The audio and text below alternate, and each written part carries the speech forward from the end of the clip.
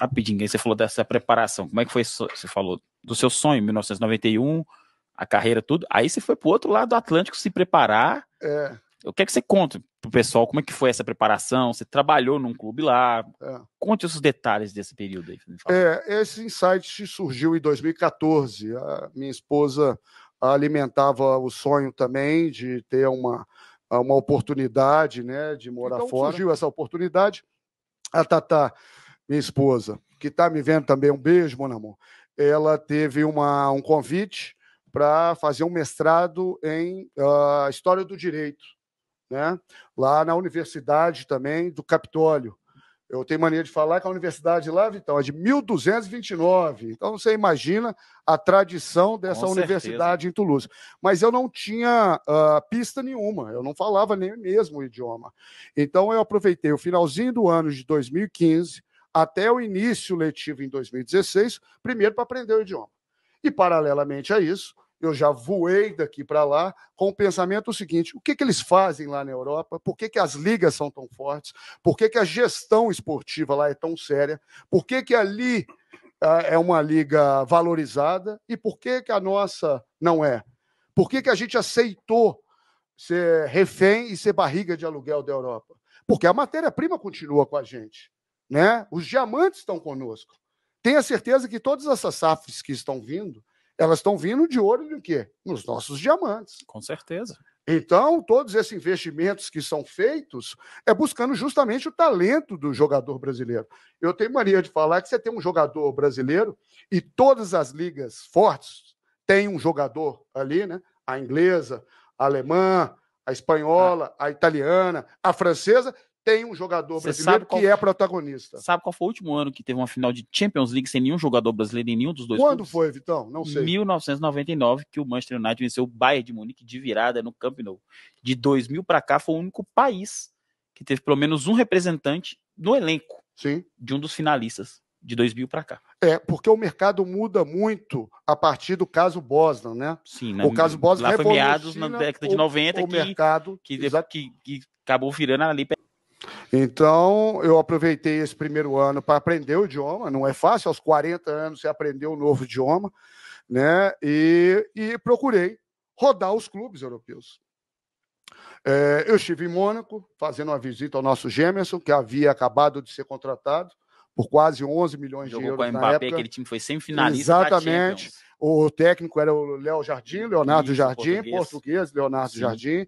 Então, tive duas oportunidades de estar com o Gemerson. Quando o Lyon foi jogar em Toulouse, eu trabalhei também depois na diretoria de futebol de Toulouse, mas antes de falar disso, eu tive no Paris Saint-Germain com o Maxwell, conhecendo o centro de treinamento lá em Saint-Germain-en-Laye. É por isso que é Paris Saint-Germain, porque Saint-Germain-en-Laye é a cidade a cidade na periferia ali de Paris, e com essa fusão eles fizeram o centro de treinamento ao Redu. Então, eu estive lá com o Maxwell, foi muito gentil, aproveitando para apresentar todo o centro de treinamento, toda a estrutura do Paris Saint-Germain. Tive também no Olympique de Marseille, com o Lucas Silva, que havia sido vendido pelo Cruzeiro ao Real Madrid e estava emprestado ao Olympique de Marseille. Tivemos lá acompanhando um jogo lá no Velodrome, conhecendo a estrutura do Velodrome. Então, tudo isso, claro, foi uma sustentação, pelo menos um degrau, para que eu conseguisse avançar e conseguir o nível mínimo de francês, para que eu conseguisse efetivamente entrar nesse mestrado profissional. Era o único estrangeiro desse mestrado profissional. Tinha ainda muita dificuldade, né? Gravava minhas aulas para que eu pudesse reescutá-las. Muita depois. Coisa no início, provavelmente você tinha dificuldade ali no início de entender mesmo por causa da língua, né? Aprendendo. E depois, na hora de fazer as provas, você tinha que escrever. A Tatá é uma craque, ela escreve muito bem, inclusive em francês, mas mesmo os franceses cometem muitas faltas ortográficas. Não, então, os brasileiros não são muito diferentes também, não. Né? Mas é uma língua que tem muitas características também. A gramática também se assemelha muito à nossa, né? Mas, enfim, aquela história, né? Eu falo que eu rezava para Notre Dame de la Dorade, que eu ia para a missa domingo, porque o padre fala de graça e eu não tinha condição de ficar pagando. Era seu estudo, era uma aula. Eu renovava a minha fé no domingo e aprendia o idioma. E pedia a ela, me ajuda a entrar no mestrado, Notre Dame. Notre Dame é Nossa Senhora. Lá do Rado é onde passa, ali ela é negra, igual Nossa Senhora da Aparecida. E eu consegui entrar nesse mestrado profissional e depois consegui sair. Para o meu orgulho, a minha monografia e a minha sustentação oral foi a terceira maior nota da sala. Foram 17 em 20. Eu faço um apanhado onde eu falo a venda dos grandes craques brasileiros e o enfraquecimento da nossa indústria.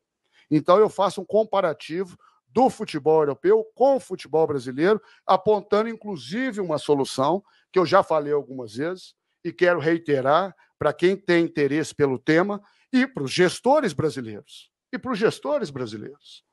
Que é o seguinte, para você ter uma liga forte, para você ter uma boa indústria, você tem que ter bons atores.